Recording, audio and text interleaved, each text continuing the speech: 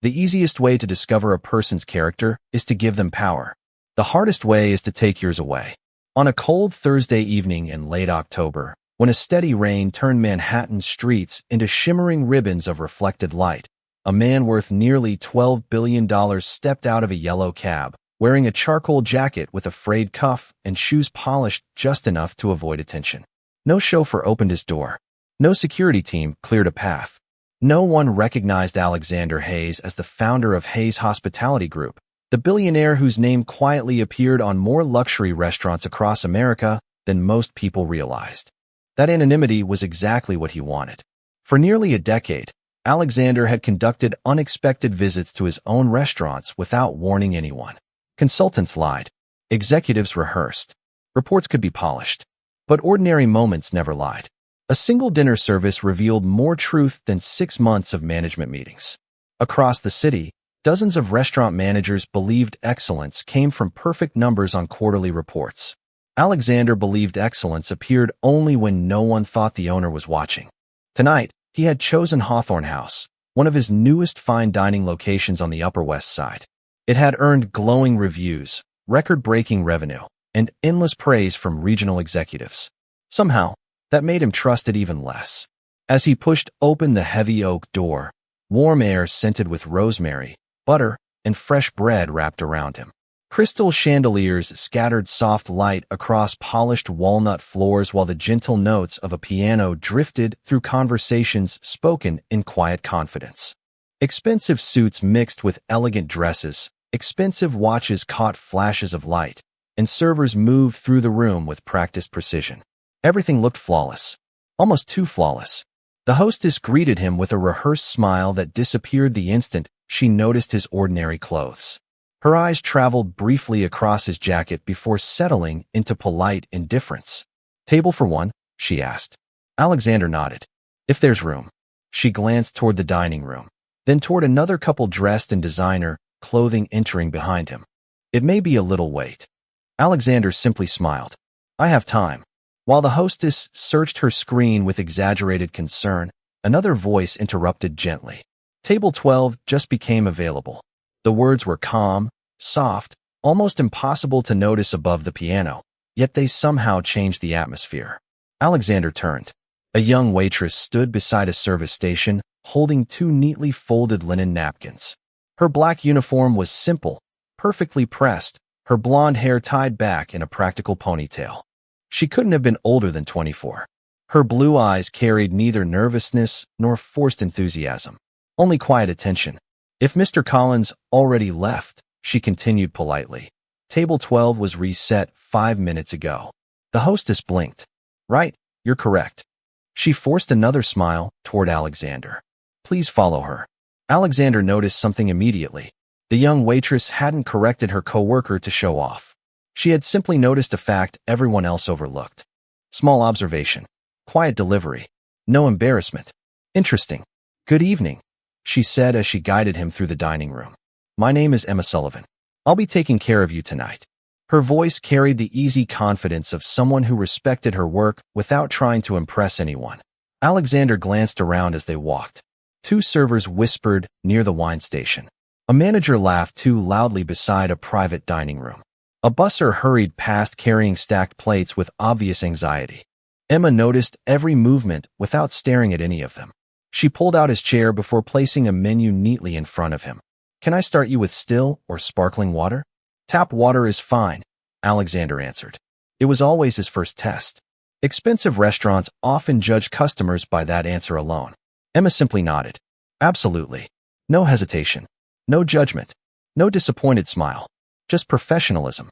As she walked away, Alexander watched several employees glance toward his table before quickly looking elsewhere. One waiter shrugged almost imperceptibly, as though silently assigning priorities based on appearances. Another immediately rushed toward a businessman wearing a tailored Italian suit. Emma returned less than a minute later carrying a simple glass of water with a fresh slice of lemon balanced carefully on the rim. She placed it gently on the table. "Whenever you're ready, I'd be happy to answer any questions about the menu." Alexander looked up at her for the first time since sitting down. Most employees became uncomfortable beneath prolonged eye contact from difficult customers. Emma didn't challenge his gaze. She didn't avoid it either. She simply waited with quiet patience, as though every guest deserved the same amount of respect regardless of what they ordered, wore, or appeared to be. Alexander felt the faintest hint of curiosity. He had entered Hawthorne House planning to evaluate another restaurant. He hadn't expected the evening's first surprise to arrive before he'd even opened the menu. Emma stepped away from the table with the same measured pace she used for every guest, but she could already feel curious eyes following her across the dining room. Hawthorne House rewarded speed, precision, and flawless presentation. It also rewarded something far less admirable: assumptions. She had worked there long enough to recognize the subtle hierarchy that formed every evening before the first entree left the kitchen. Guests wearing tailored suits received immediate attention. Families celebrating birthdays received warm smiles. Customers dining alone in ordinary clothes were often treated like afterthoughts, whether anyone admitted it or not. Emma had promised herself on her first day that she would never let appearances decide the quality of her service. It was an easy promise to make and a difficult one to keep when everyone around her quietly played by different rules. As she entered the service station, another waiter leaned closer with a grin. "You got table 12? Lucky you." He does not exactly look like a generous tipper. Emma simply reached for a fresh bread basket. "He is still our guest." The waiter shrugged. "Suit yourself." She said nothing else. Some arguments were never worth having. A few moments later, she returned carrying warm sourdough bread wrapped neatly inside a linen cloth.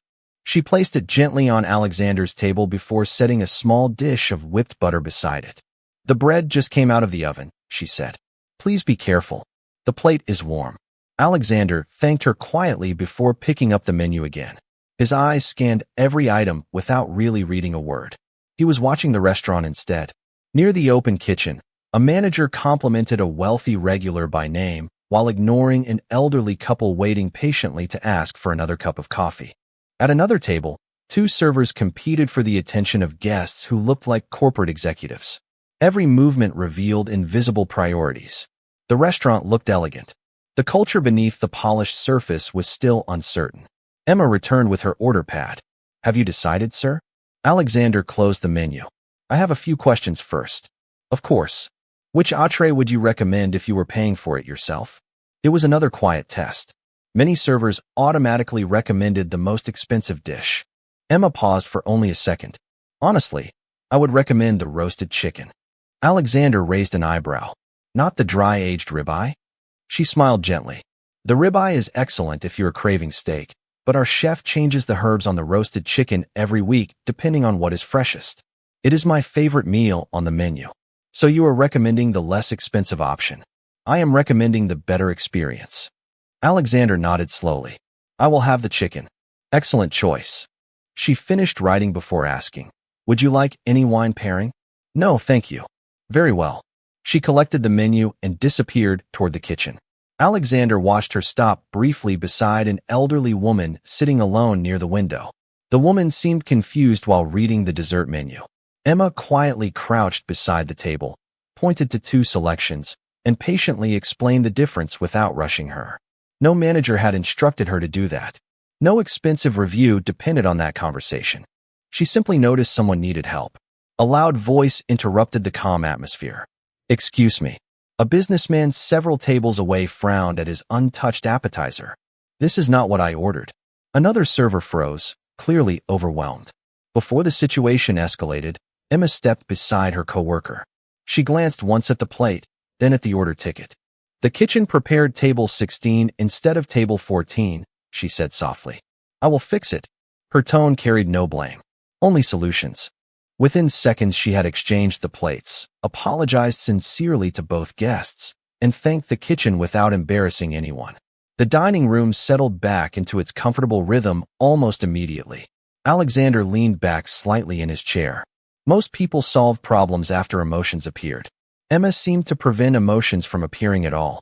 That required observation, patience, and discipline, qualities that could not be taught during employee orientation. A few minutes later, she returned carrying his entree with steady hands. The aroma of roasted garlic, thyme, and butter drifted gently across the table. She placed the plate carefully before him. "Please let me know if there is anything I can do to make your evening more enjoyable." Alexander looked at the meal for several silent seconds before lifting his eyes toward Emma again. Then, without changing his calm expression, he reached for the fork, nudged the plate just enough to tilt it, and allowed the vegetables to slide onto the white tablecloth. Several nearby guests looked over instinctively. A wine glass trembled slightly from the movement, but remained standing. The dining room grew unexpectedly quiet. Emma looked down at the scattered vegetables, then back at Alexander. Her expression never changed. Emma did not reach for the napkin immediately.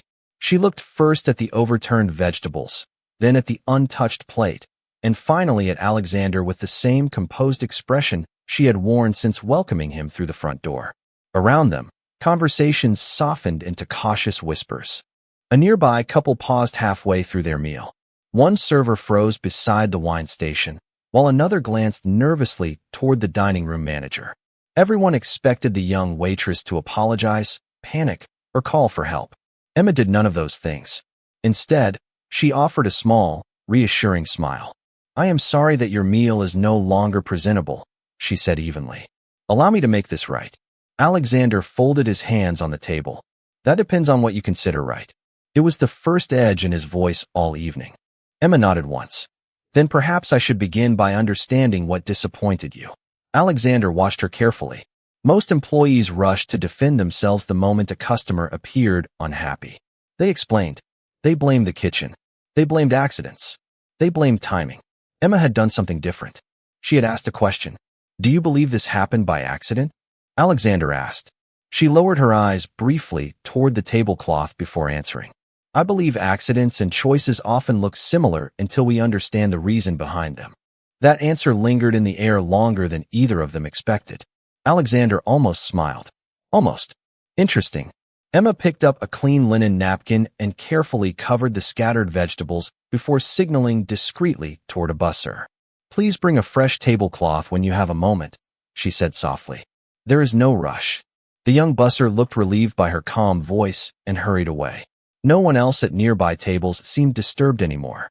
The tension had begun to dissolve. "Would you like me to replace your entree?" Emma asked. Alexander leaned back in his chair. "Would you?" "Yes. Even if you believed I caused the problem?" She answered without hesitation. "The reason does not change the responsibility. You came here expecting a pleasant dinner. At this moment, you are not having one." Alexander studied her face. There was no irritation hiding behind her professionalism. No trace of sarcasm. Only quiet conviction. Before he could respond, the dining room manager finally approached, wearing the polished smile reserved for uncomfortable situations. "Good evening, sir. My name is Richard. I understand there has been a problem." Alexander looked at him but remained silent. Richard immediately turned toward Emma. "What happened?" His tone remained pleasant, yet she recognized the unspoken warning beneath it. Emma answered simply, "The meal needs to be replaced." "Did the kitchen prepare it incorrectly?" "No, then what happened?" Emma could have explained everything. She could have pointed toward Alexander's deliberate movement. She could have protected herself with one sentence. Instead, she replied, "The guests should not have to listen to us discuss responsibility while sitting at the table. Let us first solve the problem." Richard blinked. For a second, he seemed unsure how to respond. Alexander noticed every detail. Emma had just protected both the restaurant and the customer without sacrificing either one. Richard forced another smile. "Of course. We will prepare a new entree immediately." As he walked away, Alexander finally spoke again. "You did not tell him I caused it." Emma folded the soiled napkin neatly before placing it onto a tray. "No, why?" "Because my goal was not to win an argument." She looked directly into his eyes. "My goal was to improve your evening." Those words landed with unexpected weight. Alexander had spent years surrounded by executives eager to prove themselves right. Meetings often ended with someone winning and everyone else losing. Yet this young waitress had quietly chosen a different path. She had focused on the outcome instead of the credit. The busser returned carrying fresh linens. Emma thanked him by name, helping smooth the cloth across the table rather than standing back while he struggled alone. "Thank you, Daniel," she said warmly. "That looks perfect." The young man smiled with visible pride before returning to his work. Alexander noticed that too. She remembered names. She offered appreciation freely. Respect seemed to flow naturally from her, whether she spoke to wealthy guests, managers, or the newest employee in the building. A few minutes later, Emma returned carrying another plate prepared with extraordinary care. Steam rose gently beneath the soft dining room lights as she placed it before Alexander. "Our chef asked me to apologize for the inconvenience," she said. "He also added roasted asparagus that was harvested this morning from a local farm. I hope you enjoy it." Alexander looked at the meal without touching his fork. His original plan had been simple. Push, observe, expose weakness. Instead, something unexpected had happened. Every quiet challenge he created seemed to reveal another layer of Emma's character rather than another flaw. For the first time that evening, he found himself wondering whether he was still evaluating the restaurant at all, or whether the restaurant had quietly begun evaluating him.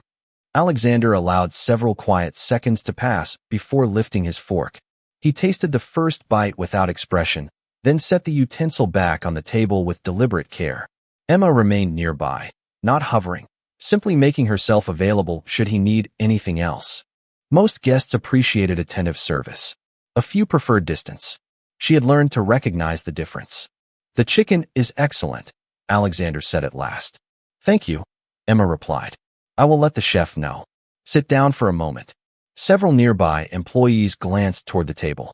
A request like that usually made servers uncomfortable. Emma answered with the same calm voice she had used all evening. "I appreciate the invitation, but I should remain available for my other guests." 1 minute. She considered the nearly empty dining room around her. Every table had been served. The kitchen was caught up. 1 minute, she agreed, remaining standing rather than taking the empty chair across from him. Alexander noticed that choice immediately. She had accepted the conversation without abandoning her professional boundaries. "How long have you worked here?" he asked.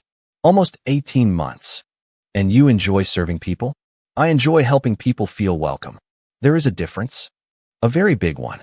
Alexander leaned forward with genuine curiosity. "Explain." Emma folded her hands loosely in front of her apron. "Serving food is a task. Making someone feel respected is a choice. One can happen without the other." Her answer lingered between them. Alexander had interviewed hundreds of executives over the years. Many struggled to explain leadership with that much clarity. "Tell me something honestly," he said. "Do you think restaurants treat every customer equally?" Emma smiled faintly. "Would you like the truthful answer or the popular one?" "The truthful one." "No," she answered without hesitation. "People notice watches before they notice eyes. They notice jackets before they notice kindness. Sometimes we decide who deserves our best effort before they even speak." Alexander watched her carefully. "And you?" "I try very hard not to." "Try." "I am human." She gave a small laugh. "Some days it is easier than others. But everyone walks through that front door carrying something invisible. I cannot see their burdens any more than they can see mine." That sentence settled quietly inside Alexander's thoughts. Invisible burdens. It was remarkable how someone standing in a simple restaurant uniform could describe people with such depth. Before he could continue, a sharp voice interrupted from across the dining room. "Emma." Richard, the manager, stood near the hostess station with obvious impatience. "Private room 3 needs assistance." "Excuse me," Emma said politely before walking away. Alexander watched as she entered the private dining room where 6 business executives sat around a polished oak table. Their conversation appeared tense. A younger server stood frozen beside an overturned glass of iced tea that had spilled across several printed presentation pages. The server looked as though she might burst into tears. Richard spoke quickly, his frustration visible even from a distance. Emma did not react. She immediately collected clean towels, offered fresh copies of the menus, and calmly asked another employee to print replacement documents from the business center located near the front desk. She spoke softly enough that none of the guests appeared embarrassed. Within minutes, fresh drinks arrived, dry folders replaced the damaged papers, and quiet conversation resumed around the table. The young server exhaled with visible relief. Emma squeezed her shoulder gently before returning to the dining room. No lecture, no criticism, just reassurance. Alexander noticed something else. Richard accepted the compliments from the business guests as though the recovery had been his own idea. Emma simply smiled and continued walking. She neither corrected him nor sought recognition. She seemed almost indifferent to who received the credit. That fascinated Alexander even more than her competence. When Emma returned to table 12, she noticed Alexander watching the private room through the glass. Everything worked out, she said. It usually does when people focus on solving the problem instead of protecting their pride. Alexander looked directly at her. You sound more like someone running a company than serving dinner. Emma's smile softened, but she offered no explanation. Life teaches different lessons to different people. Where did you learn yours? For the first time all evening, she hesitated. It lasted barely a heartbeat, yet Alexander noticed it immediately. Mostly from making mistakes, she answered quietly. Those are often the best teachers. Before he could ask another question, a distinguished older gentleman entered through the front door, carrying an umbrella glistening with rain. The moment Emma saw him, her expression changed almost imperceptibly. Not surprise, recognition, respect. She excused herself at once and crossed the dining room with genuine warmth. Instead of directing him toward the hostess, she greeted him by name, accepted his damp coat, and led him personally to a quiet corner table. Alexander watched the exchange with growing curiosity. Whoever the elderly man was, Emma treated him with the same sincere attention she had shown every other guest that evening. Yet there was something different in her eyes this time, something deeper than routine hospitality, and for the first time since entering Hawthorne House, Alexander realized the evening might be hiding a story far more unexpected than the test he had carefully planned. The distinguished gentleman removed his wool coat with slow, careful movements, revealing the posture of someone who had spent decades carrying responsibility with quiet grace. His silver hair was neatly combed, and although his navy blazer had clearly seen many years of use, every button remained polished. Emma accepted the coat with genuine warmth. It is good to see you again, Mr. Whitmore, she said. Your usual table is ready. The older man smiled, the corners of his eyes folding into familiar lines. You always remember. Some people deserve to be remembered. Alexander watched from across the dining room as Emma guided the gentleman to the small corner table beside the fireplace, a place that overlooked the rain sliding gently across the tall front windows. She poured him a glass of water before he even asked, then disappeared briefly into the kitchen. A minute later, she returned carrying a steaming bowl that had not appeared on any menu he had seen that evening. She placed it in front of the gentleman with quiet satisfaction. The vegetable soup, she said softly. Just the way you like it. Less salt. Mr. Whitmore looked surprised. I did not order. I know, Emma replied with a gentle smile. But the weather seemed to decide for you. The older man laughed quietly before thanking her. Alexander leaned back thoughtfully. The exchange had not looked rehearsed. It looked personal, but not inappropriate. It was the kind of thoughtful service consultants tried unsuccessfully to teach in expensive seminars. It could not be memorized because it came from genuine attention. Richard suddenly appeared beside Alexander's table once again. Is everything satisfactory this evening, sir? Very much so, Alexander answered. Tell me about the waitress. Richard smiled politely. Emma? She is dependable. Rarely late. Guests like her. Only like her. Richard hesitated. She has a habit of doing more than what is required. That sounds like a compliment. Sometimes. Richard adjusted his tie. Sometimes she spends too much time helping people instead of maximizing table turnover. Fine dining is still a business. Alexander nodded slowly without replying. Richard excused himself, apparently unaware that his answer had revealed more about his own priorities than Emma's. Moments later, Emma approached once again. Would you care for dessert this evening? Alexander closed the menu without looking at it. Not yet. She waited patiently. Instead, he continued, I would like to ask you something else. If I can answer. Suppose someone walked into this restaurant wearing expensive clothes, but treated every employee poorly. Emma remained silent. Then suppose another guest arrived wearing ordinary clothes, but treated everyone with kindness. Which customer would you value more? She did not answer immediately. Instead, she glanced toward the rain outside before looking back at him. Kindness lasts longer than money. Money pays salaries. It does. So should kindness matter more? Emma's smile never disappeared. I believe both matter. That sounds diplomatic. No, she shook her head gently. Without money, a restaurant closes. Without kindness, it becomes a place where people eat but never truly want to return. Alexander found himself unexpectedly quiet. He had built an empire studying profit margins, labor percentages, occupancy rates, and customer retention. Yet no quarterly report had ever summarized hospitality with such simple honesty. Before either of them spoke again, a young dishwasher hurried nervously through the swinging kitchen doors carrying a stack of clean plates. His foot caught the edge of a floor mat, causing several plates to slip onto the service counter with a loud clatter. Nothing shattered, but the sound echoed across the dining room. The young man's face immediately turned pale. Richard spun around. "Watch what you are doing," he snapped sharply enough for nearby employees to hear. "Do you know how expensive those plates are?" The young dishwasher lowered his head without saying a word. Emma reached the service station before anyone else. She picked up the neatly stacked plates, checked each one carefully, then smiled at the frightened employee. "They are all fine," she said calmly. "That is the important part." Richard frowned. "He needs to be more careful." "He will," Emma answered gently. "He was trying to help another station because we became busy." The young man looked at her with visible gratitude. Richard sighed before walking away, already distracted by another task. Emma quietly handed the stack back to the dishwasher. "Take a deep breath," she whispered. "Everyone has one difficult moment during a shift. It does not define the rest of your evening." Alexander had heard every word.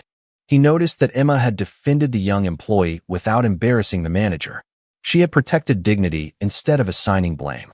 Once again, she chose people over pride. As she turned back toward table 12, Alexander realized his carefully planned evaluation had reached an unexpected crossroads. He had entered Hawthorne House searching for weaknesses inside his restaurant.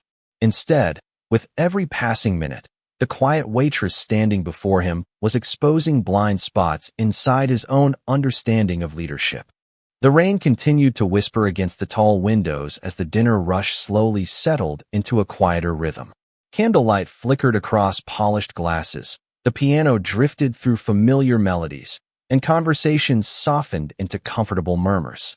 Hawthorne House looked exactly like the kind of restaurant every hospitality magazine admired.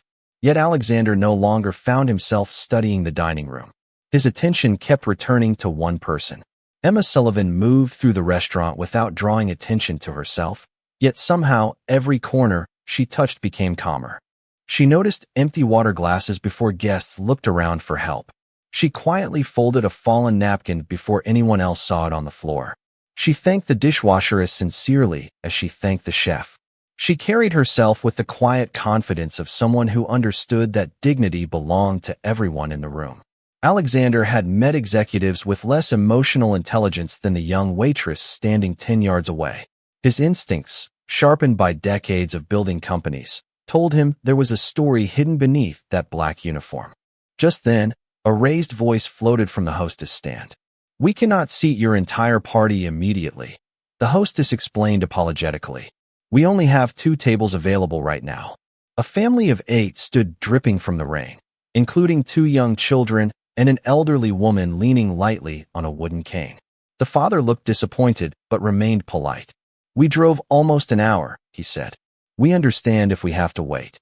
Richard walked toward the entrance, already preparing the standard explanation about reservations and capacity limits. Before he could speak, Emma quietly stepped beside him.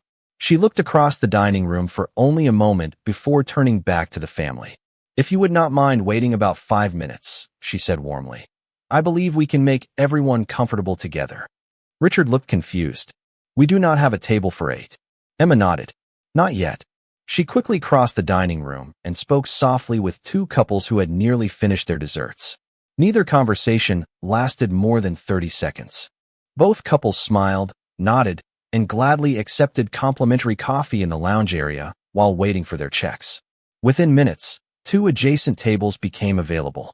Emma and the busser joined them together, adjusted the chairs, added fresh place settings, and welcomed the family as though the arrangement had been planned all along. The children laughed happily as they sat beside the fireplace. The grandmother smiled with obvious relief. The father thanked Emma twice before opening the menu. Richard stared silently for several seconds. "I would not have thought of that," he admitted. Emma answered simply. "People are usually willing to help if you ask with respect." Alexander noticed something remarkable. Emma had not offered discounts. She had not quoted company policy. She had simply understood people. Numbers measured efficiency. Empathy created loyalty. As Emma walked back toward the kitchen, Alexander spoke before she reached the service station. Emma. She turned immediately. Yes, sir. How did you know those couples would agree to move? She smiled thoughtfully. Because I asked myself what I would appreciate if I were sitting there. And honesty, gratitude, and good coffee. Alexander laughed quietly for the first time that evening. It was brief, almost surprising even to himself. That is a very inexpensive solution. The best ones usually are. Before she could continue, the elderly gentleman in the corner gently raised his hand. Emma excused herself and walked over. Alexander watched as Mr. Whitmore unfolded a small leather notebook from inside his jacket. He handed it to Emma with a warm smile. She opened it carefully. Inside was a neatly written crossword puzzle with only one empty square remaining. Emma studied it for a few seconds before writing a single word in the final space. The older man chuckled with delight. I knew you would know it. You almost solved it yourself, Emma replied. Almost only counts in horseshoes, he answered with a laugh. Alexander could not help smiling at the exchange. When Emma returned, curiosity finally overcame restraint. Who is he? Emma looked toward the corner table with quiet affection. Mr. Whitmore was a high school literature teacher for more than 40 years. A friend. More like someone who reminds me that wisdom does not retire. You know him well. He comes every Thursday. She hesitated before adding. His wife passed away 3 years ago. Thursday was always their dinner night. He still keeps the tradition. Alexander followed her gaze. The second chair at the table remained empty except for a neatly folded cardigan resting across its back. Suddenly, the quiet bowl of soup, the reserved corner table, and the crossword puzzle all made perfect sense. Emma had never mentioned any of this earlier because she had not been trying to impress anyone. She had simply remembered what mattered to another human being. As Alexander looked around the dining room once more, he felt an unfamiliar realization settle quietly inside him. Every test he had created that evening measured technical skill. Emma, without realizing it, had been demonstrating something much harder to teach. She was not merely serving meals. She was preserving moments that other people were afraid of losing. As the evening drifted toward its final hour, the pace inside Hawthorne House slowed almost imperceptibly. Dessert plates replaced dinner entrees. Coffee cups appeared beside quiet conversations, and the rain outside softened into a gentle mist that blurred the city lights beyond the windows. Alexander remained at table 12 long after most guests would have asked for the check. He no longer cared about the meal. He was thinking. For years he had believed the greatest threat to a business was incompetence. Tonight, he had begun to suspect something far more dangerous. It was indifference. A restaurant could survive an honest mistake. It could not survive people who stopped seeing one another. Emma emerged from the kitchen carrying a small paper bag. Instead of delivering it to a table, she quietly crossed the dining room toward the elderly Mr. Whitmore. She leaned down and placed the bag beside his umbrella. Blueberry muffins, she said with a gentle smile. The bakery next door had a fresh batch this afternoon. The older gentleman looked puzzled. Emma, I did not order these. I know. She smiled. Last week you mentioned your granddaughter is visiting this weekend from Boston. His eyes widened with surprise. You remembered that? You said she always steals the last muffin before breakfast. A warm laugh escaped him. She certainly does. Emma gently folded the top of the bag closed. Then I thought perhaps this week there should be enough for everyone. Mr. Whitmore looked down for several quiet seconds before speaking. My wife used to remember details like that.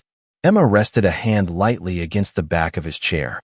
Then I am honored to help keep the tradition alive. Alexander looked away for a moment, unexpectedly moved by a conversation that had lasted less than a minute. No training manual instructed employees to remember grandchildren. No performance review measured kindness that could never appear on a spreadsheet. Yet somehow he knew those muffins would bring that family back far more reliably than any marketing campaign. Richard approached Emma near the service station carrying several printed schedules. Emma, he said, next Saturday is completely booked. I need someone to cover an extra evening shift. She accepted the paper and glanced at it. I am sorry. I cannot. Richard sighed. You almost never refuse. I know. Can you change your plans? Emma hesitated before quietly shaking her head. It is my father's birthday. Richard looked surprised. I thought you told me he was living in assisted care. He is. Her smile remained gentle. Birthdays are still important there. Richard's expression softened. I understand. He folded the schedule without another word and walked away. Alexander had heard every sentence. Something about Emma's answer stayed with him. She had not asked for sympathy. She had not offered a dramatic explanation. She had simply protected time with someone she loved. Moments later, the young dishwasher Emma had comforted earlier approached carrying a clean tray. "Miss Sullivan," he said quietly. "Thank you for earlier." Emma smiled. "You already thanked me." "I know." He looked down shyly. "Nobody ever says mistakes are just moments." Emma folded a clean napkin before handing it to him. "Because too many people confuse mistakes with identity." The young man frowned thoughtfully. "What does that mean?" "It means spilling a tray does not make you careless forever." She smiled warmly. "Learn from it. Then keep becoming the person you want to be." The dishwasher nodded with renewed confidence before returning to the kitchen. Alexander noticed several employees watching the exchange with quiet admiration. Respect followed Emma naturally. Not because she held authority, but because she gave it away. He had spent years rewarding managers who could control teams. Emma inspired people without controlling anyone. The realization unsettled him more than he expected. His phone vibrated silently inside his jacket pocket. The screen displayed a message from his executive assistant. "Board meeting confirmed. 9 o'clock tomorrow morning. Regional performance review." Alexander looked at the notification for several seconds before locking the screen again. For the first time in years, quarterly numbers seemed strangely unimportant. He glanced once more across the dining room where Emma was helping the hostess carry extra menus, even though it clearly was not part of her assigned duties. She moved with the same quiet purpose she had shown all evening, never asking who deserved her attention before offering it. Alexander finally reached into his wallet, removed a simple business card without his company title printed on it, and placed it beneath the edge of his dessert plate. He intended to leave quietly, exactly as he had arrived. Yet before standing, he looked around Hawthorne House one last time and understood something that had escaped him for far too long. The most valuable person inside a company was not always the one sitting in the corner office. Sometimes she wore a black apron, remembered birthdays, protected strangers from embarrassment, and quietly reminded everyone around her what genuine hospitality was supposed to feel like. Without realizing it, Alexander had already made a decision that would change far more than one young waitress's future. Alexander stood slowly, buttoned his weathered jacket, and placed enough cash inside the leather check presenter to cover the meal several times over. He left the business card beneath the folded receipt without writing a single note. There was no dramatic farewell, no speech, no final question. He simply nodded once toward Emma as she passed nearby, carrying a tray of coffee cups. "Thank you for this evening," he said. Emma smiled warmly. "Thank you for spending it with us. I hope you have a safe trip home. I believe I already found what I came here looking for." She assumed he meant a pleasant dinner. "Then I am glad." Alexander stepped outside into the cool Manhattan air where the rain had almost stopped. The city shimmered beneath thousands of reflections, and for a long moment, he remained standing on the sidewalk instead of calling another cab. Hawthorne House glowed behind him, warm and inviting against the gray evening. Through the front window, he could still see Emma helping the hostess stack menus before quietly wiping a forgotten table herself, despite the fact that another employee had been assigned to do it. She never seemed interested in deciding whose responsibility something was. She simply noticed what needed to be done. Alexander smiled to himself before finally walking away into the night. The following morning, sunlight poured through the floor-to-ceiling windows of Hayes Hospitality Group headquarters overlooking Midtown Manhattan. Executives filled the boardroom carrying laptops, quarterly reports, and carefully prepared presentations. Regional managers discussed customer retention, labor costs, online reviews, and expansion opportunities. Charts filled the enormous screen at the front of the room. Alexander listened quietly through the first hour, asking only occasional questions. Finally, he closed the report in front of him. "I visited Hawthorne House last night." The room immediately became silent. Richard, attending through a video conference from the restaurant, straightened noticeably in his chair. "Excellent location," one executive said confidently. "It exceeded every financial target this quarter." Alexander nodded. "It did." He paused. "Tell me who your most valuable employee is." Several answers came immediately. "Richard," one regional director replied. "He keeps labor percentages under budget." "The executive chef," another offered. "Guest reviews consistently praise the kitchen." The beverage manager increased wine sales by 18%, someone else added. Alexander listened without interrupting. Then he quietly shook his head. You are all wrong. Confused glances spread around the room. Richard looked especially uncomfortable. Alexander folded his hands. The most valuable employee in that building is a waitress named Emma Sullivan. Complete silence followed. One executive cleared his throat. Sir, with respect, she is not even a supervisor. Exactly. Alexander stood and slowly walked toward the windows overlooking the city.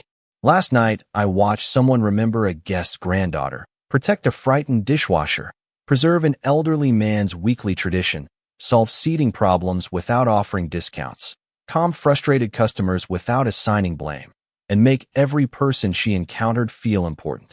He turned back toward the room. Tell me which management seminar teaches that. Nobody answered. You cannot measure hospitality only through profit margins, Alexander continued. Revenue tells you how many people visited. Character tells you why they come back. Richard finally spoke. Emma is an excellent employee. Alexander looked directly at him. She is more than that. He allowed another quiet pause before continuing. I also observed something that concerns me. Several executives reach for their notebooks. Too many employees still decide who deserves attention based on appearance. That culture does not begin with servers. It begins with leadership. Richard lowered his eyes. Alexander's voice remained calm. There was no anger, only clarity. If managers reward numbers while ignoring kindness, employees eventually believe kindness is optional. The room remained completely still. Starting today, Alexander said, every leadership evaluation across this company will include one new category. He wrote 3 words across the whiteboard. Human Dignity Index. Executives exchanged puzzled looks. Every manager will now be evaluated not only on financial performance, but also on how consistently they build respect inside their teams. One vice president leaned forward. How do you measure something like that? Alexander smiled faintly. You begin by paying attention to the people who already know how. He looked once more toward Richard's screen. Please ask Emma Sullivan if she would be willing to meet with me this afternoon. Richard blinked. Should I tell her why? Alexander shook his head gently. No. He remembered the quiet young waitress standing beneath warm restaurant lights, treating every stranger as though they carried an unseen story worth honoring. I would rather thank her in person. Across town, completely unaware that an entire executive board had just spent the morning discussing her name, Emma tied the strings of her black apron before another ordinary shift, believing the previous evening had been nothing more than another dinner service among hundreds she had quietly completed. Emma had just finished arranging fresh flowers near the front entrance when Richard approached with an expression she had never seen before. He looked unusually nervous, smoothing his tie twice before speaking.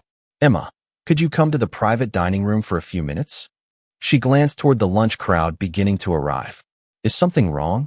Richard hesitated, then offered an uncertain smile. No, at least. I do not think so. Emma quietly untied her apron, washed her hands, and followed him down the hallway. As the door opened, she stopped instinctively. Seated alone beside the window was the ordinary guest from the previous evening. Except today he no longer wore the worn charcoal jacket. His navy suit fit with effortless precision. A silver watch rested beneath his cuff. The confidence in his posture had not changed, only the circumstances surrounding it.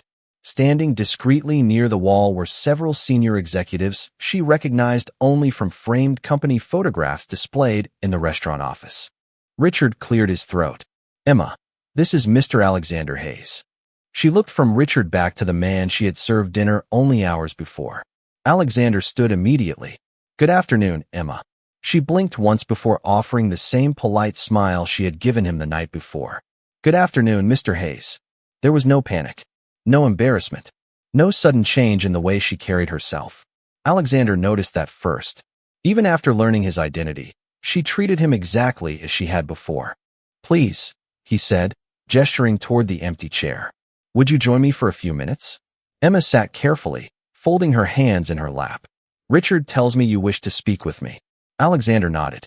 Last night I came here intending to evaluate one restaurant. He smiled softly. Instead, I found someone who reminded me why I started this company in the first place.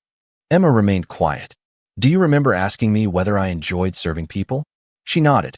You said you enjoyed helping people feel welcome. Alexander looked briefly toward the executives before continuing. That answer has stayed with me ever since. He reached into a leather folder and removed a single document.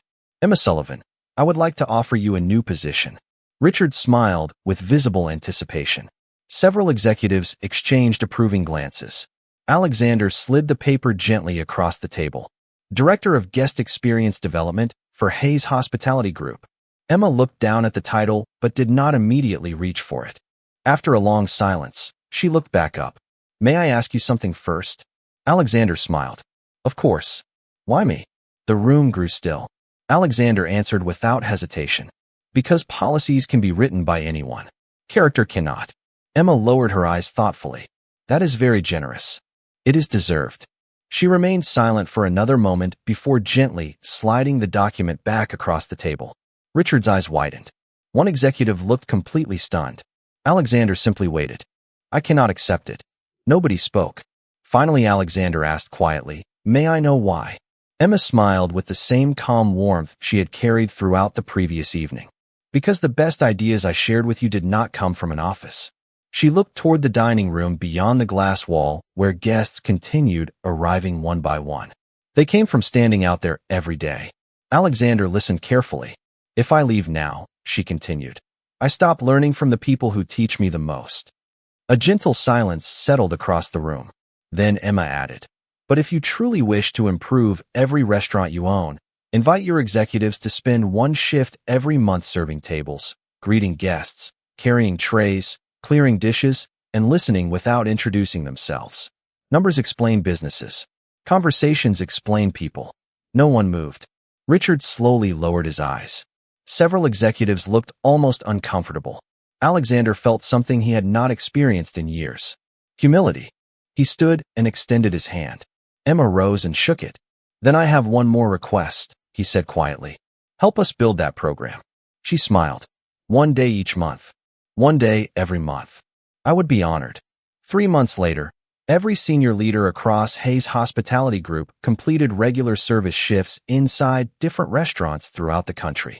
Customer satisfaction reached its highest level in company history, employee retention improved, and anonymous guest letters began mentioning something new that no financial report had ever predicted. They spoke about kindness. They spoke about feeling seen. They spoke about leaving happier than when they arrived. Emma continued wearing the same black apron most evenings, refusing a larger office in favor of the dining room where every lesson had begun. Occasionally, Alexander would visit quietly, still without announcing himself, but his purpose had changed. He no longer searched for people making mistakes. He searched for people making others feel valued. Every visit ended the same way. He thanked the servers before leaving. And whenever someone asked him what had transformed his company, he never mentioned strategy, profit, or expansion. He simply smiled and said, The most extraordinary people are often the ones nobody thinks to notice until they quietly raise the standard for everyone around them.